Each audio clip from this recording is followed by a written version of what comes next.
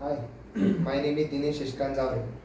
Today we will be discuss about difference between constructor and method. As we all know, or strictly follow the OOPS concept. All the variables and method must be present in the class.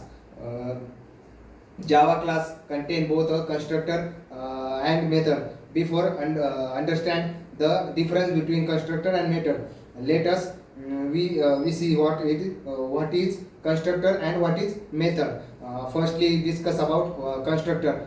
In the Java, constructor is on a block of code which is similar to the method. Uh, the This is a call as constructor when an instance of class which created at the timing of calling constructor. This memory for the object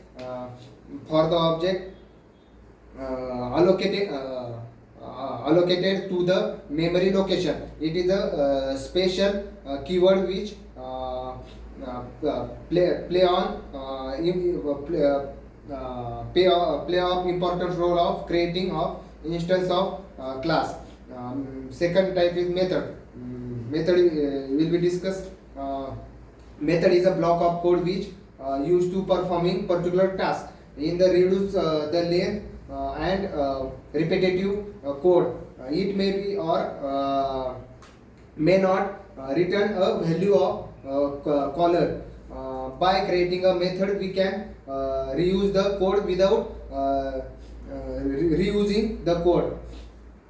Now we will be see the difference between constructor and method. Firstly, constructor. Constructor in which a block of code which initialize at the time of creating a new object. A class is constructor. Method in which a block of code that performs specific task without returning the value of caller is called as a method.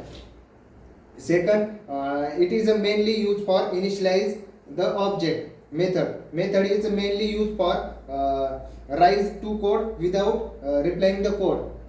Third, constructor the new keyword which play the important role creating a instance of class.